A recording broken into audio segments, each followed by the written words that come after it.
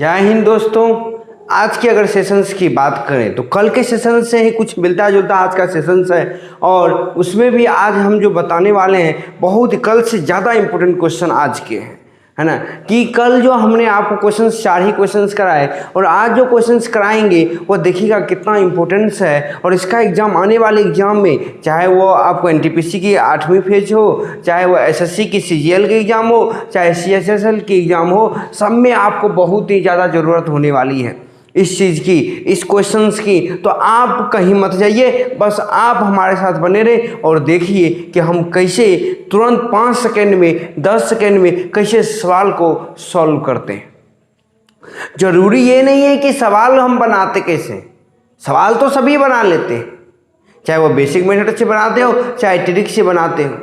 ज़रूरी यह है कि कितनी देर में बन रही है सवाल, है ना। आज ये मैंने नहीं रखा कि सवाल आप बना रहे हैं, मैंने यह रख रहा है कि आप समय कितना स्पेंड कर रहे हैं एक क्वेश्चन पर, उसके आधार पर आपका तय होता है कि आपका रिजल्ट होगा या नहीं होगा, है ना दोस्तों। लोग कहते हैं, विद्यार्थी कहते हैं कि मैथ बहुत ज़्यादा समय ले लेता है, चाहे वो एसएससी की एग्जाम देने जाते हो रेलवे का। नहीं दोस्तों, ये गलत फहमी है। जितना आपका जीएस समय लेता है उतना ही आपका मैथ भी समय लेता है। यह हमारी गारंटी है, यह हमारा वादा है कि बस आप हमारे साथ बने रहिए, हमसे जुड़े रहिए। आपको उतना ही समय लगेगा जितना एक जीएस के क्वेश्चन बनाने में लगता है, उतना ही एक मैथ के क्वेश्चन को भी बनाने में उतना ही समय लगेगा।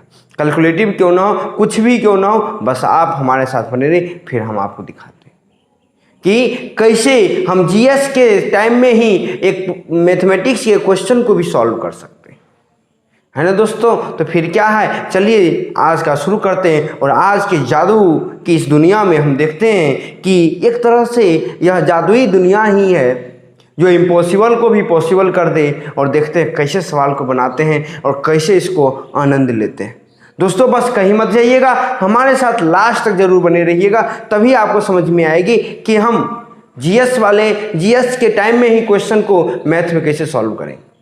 या तब होगी जब आप लास्ट तक बने रहेंगे हमारे साथ आप जुड़े रहेंगे, है ना दोस्तों। फिर क्या है, चलिए आज की सेशंस की शुरुआत करते हैं और देखते हैं पहला क्वेश्चन क्या है। दोस्तों कहाँ जा रहे हैं, यहाँ तो आइए, यहाँ देखिए कि हम क्या सवाल लेके आए हैं, किस तरह के सवाल हैं और कितने मज़ेदार सवाल हैं। और जब इसको बनाएंगे ना तो उससे भी ज़्यादा मज़ा आने वाला है ना दोस्तों। तो फिर देखिए क्या है सवाल है, एक दुकानदार 900 रुपये में 2 कुर्सियाँ खरीदता है। पहले को उसके क्रय मूल्य का 4/5 भाग तथा दूसरे को 5/4 भाग में बेच देता है। इस तरह कुल पर उसे 90 रुपये का लाभ होता है। तो प्रत्येक कुर्सी का क्रय मूल्य ज्ञात कीजिए। कैसे बनाएंगे दोस्तों, है ना। देखिए हम कैसे बनाते हैं। दोस्तों क्या कर रहा, पहले को क्रय मूल्य का 4/5 भाग पर बेच रहा है। तो 4/5 भाग को बेचा, इसका मतलब क्या हुआ, उसे हानि ही होगी, है ना। हानि कितना होगी, पहले वह निकाल लेते, इसका परसेंटेज निकाल लीजिए। 20 चौके 100 यानी 80 में बेचा, है ना। 100 रुपये में अगर क्रय मूल्य था तो कितना बेचा, 80 में। तो उसे क्या हुई, कितना की हानि हुई, 20% की क्या हो गई, पहले वस्तु पर हानि हो गई। तो क्या 80 में बेच रहा है, अगर 80 में बेचेगा उसे क्या होगा, 20% का हानि। दूसरे को बेच रहा है वह 5/4 में, इसका निकाल लेते हैं। ये हो गया 25 5 125, यानी कि इसका मतलब क्या हुआ दोस्तों, उसे 25% का क्या हुआ, इस पर लाभ हुआ, है ना। अब ध्यान दीजिएगा दोस्तों, क्वेश्चन हमारा क्या कर रहा है, एक पर 20% की हानि हुई, दूसरे पर 25% का लाभ हुआ। और क्वेश्चन कह रहा है कि कुल पर उसे 90 रुपये का लाभ हुआ। तो अगर कुल पे उसे 90 रुपये का लाभ हुआ तो 90 को परसेंटेज में अगर चेंज करेंगे तो लाभ बटे में कितने में हो रहा है, 900 में, अगुने 100, ये 0 कट गया, यानी कि कुल पर उसे 10% का लाभ हो रहा है।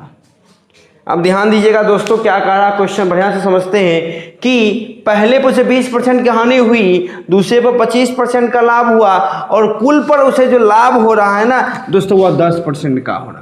तो कह रहा दोनों का क्रय मूल्य ज्ञात।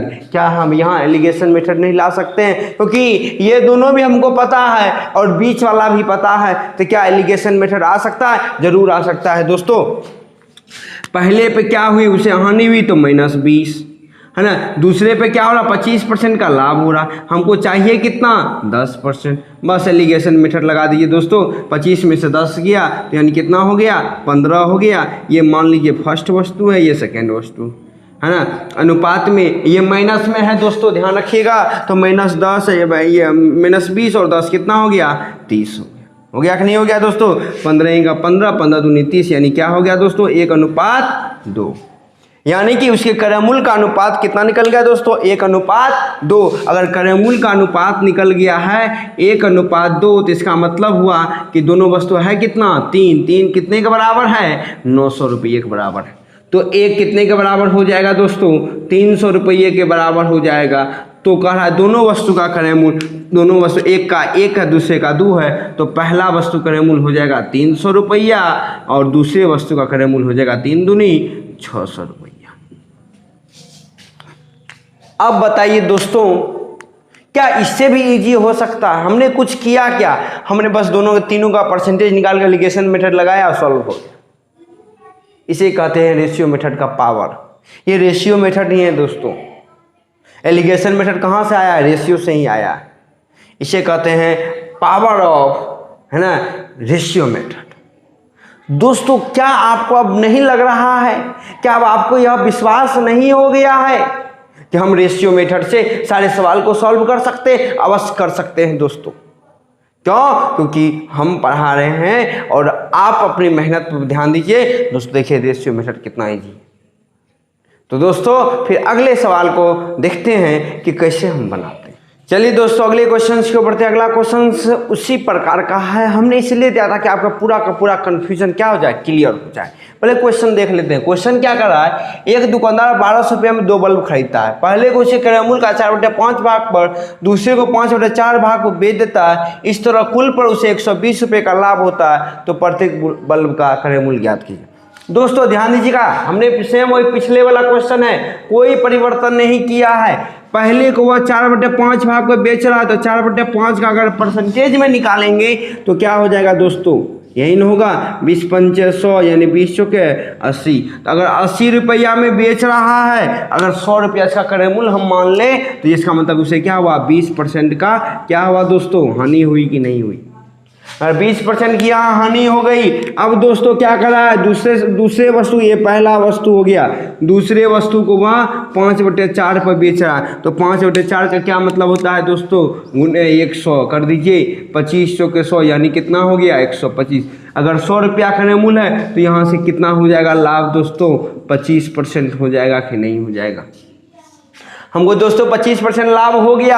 अब क्वेश्चन है कुल पे उसे 120 रुपये का लाभ होता है दोस्तों। तो अब लाभ परसेंट निकाले तो कुल कितना लाभ परसेंट हुआ, तो लाभ हुआ 120 टका। कितने में हुआ दोस्तों, 1200 में गुने 100, 2 शून्य 2 शून्य 12 दहें के 120 यानी कितना आ गया दोस्तों, 10%। यानी कुल पर उसे कितना लाभ हुआ, 10% का लाभ हुआ। अब ध्यान दीजिएगा दोस्तों, अब वही सेम एलिगेशन मेथड ही लाएंगे कि एक पर 20% का हानि, दूसरे पर 25% का लाभ हो रहा और कुल पर उसे 10% का लाभ हो रहा। तो दोस्तों सेम एलिगेशन मेथड आएगा कि नहीं आएगा, इसका मतलब क्या हुआ कि फर्स्ट वस्तु हो गया ये और ये सेकेंड वस्तु हो गया। तो 20% का हानि हो रहा मतलब -20 है ना, लाभ कितना हो रहा है, 25% का हो रहा है कि नहीं हो रहा। अब टोटल पे उसे कितना हो रहा है दोस्तों, 10% का हो रहा है कि नहीं हो रहा। एलिगेशन मेथड लगाइए और सवाल को सॉल्व कीजिए। अब क्या होगा दोस्तों, 25 में से 10 गया तो क्या हो गया, 15 और 20 और इसको जोड़ देंगे तो कितना हो जाएगा, 30। क्यों जोड़ेंगे, क्योंकि यहाँ -20 है, इसमें से इसको घटाएंगे तो भी क्या आएगा, 30 ही आएगा दोस्तों। तो कितना आ गया दोस्तों, 1:2 आ गया। कितना आ गया दोस्तों, 1:2। 15 का 15, 15 दूनी 30, 1:2 आ गया। अब क्वेश्चन क्या कह रहा है, यानी कि पहले वस्तु का क्रयमूल्य आ गया 1 रुपया, दूसरे वस्तु का क्रयमूल्य कितना आ गया, 2 रुपया। तो 1:2 आया, इसका मतलब दोनों का टोटल क्रयमूल्य कितना हो गया, 3 रुपया। हुआ कि नहीं हुआ। तो अगर 3 रुपया का टोटल क्रयमूल्य दिया हुआ है, नहीं दोस्तों हमारा टोटल क्रयमूल्य दिया हुआ है 1200 रुपया, है ना। तो एक किसके बराबर हो जाएगा, 400 रुपये के बराबर होगा कि नहीं होगा, 4 तिया 1200। तो पहले वस्तु का जो क्रयमूल्य हो जाएगा वह क्या हो जाएगा, एक। तो एक कितने के बराबर है, 400 रुपया का। तो 2 किसके, दूसरे वस्तु का क्या हो जाएगा दोस्तों, दूसरे वस्तु का कितना है, 2। तो 2 किसके बराबर हो जाएगा, 4 दूनी 800 रुपया। अब दोस्तों आपको पूरी तरह से क्लियर हो गई होगी कि इस टाइप का सवाल आएगा तो हम आसानी से बना सकते हैं। है ना दोस्तों। अब आपको पूरी तरह से क्लियर हो गए। क्या आपको ऐसा लगता है कि इतना इजी वे में बन सकता है? हाँ दोस्तों, बन सकता है। क्यों? क्योंकि हम पढ़ा रहे। तो दोस्तों क्या है, फिर छोड़ के मत जाइए बीच सेशन में। अभी अगला क्वेश्चन तो इससे भी ज़्यादा इंपॉर्टेंट है दोस्तों, तो उसको तो पहले देख लो, है ना। आप उसके बाद देखिएगा ना, बहुत आनंद आएगा, वो इतना सुकून मिलेगा, मत पूछिए दोस्तों। तो फिर चलिए अगले क्वेश्चन को देखते हैं।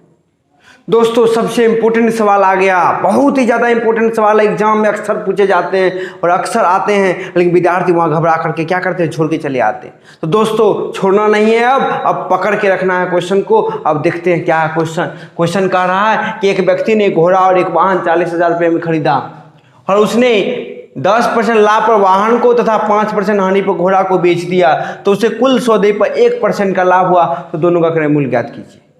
है दोस्तों, वही पिछले वाला सेम क्वेश्चन है, वहां भाग दे दिया तो यहां परसेंटेज दे दिया, है ना दोस्तों।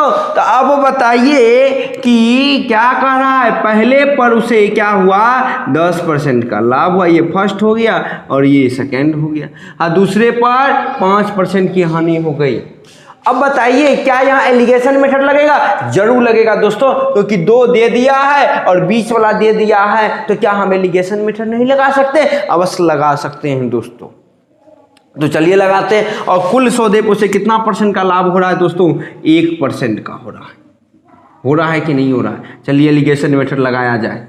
अब देखिए दोस्तों, 10 में से गया कितना हो गया दोस्तों? 9 माइनस 5 में से 1 गया, क्या हो गया दोस्तों? -6। तो क्या हम रेशियो में माइनस को लेते हैं दोस्तों? नहीं लेते हैं, तो माइनस को डिलीट कर दीजिए। डिलीट कर दिए, इसको काटिए दोस्तों। 3 दूनी 6, 3 तिया 9, यानी क्या आ गया? 2:3 आ गया कि नहीं आ गया दोस्तों? 2:3 मतलब पहले वस्तु का क्रय मूल्य 2 रुपया, दूसरे वस्तु का क्रय मूल्य 3 रुपया, तो टोटल का क्रय मूल्य कितना हो गया दोस्तों? 5 रुपया।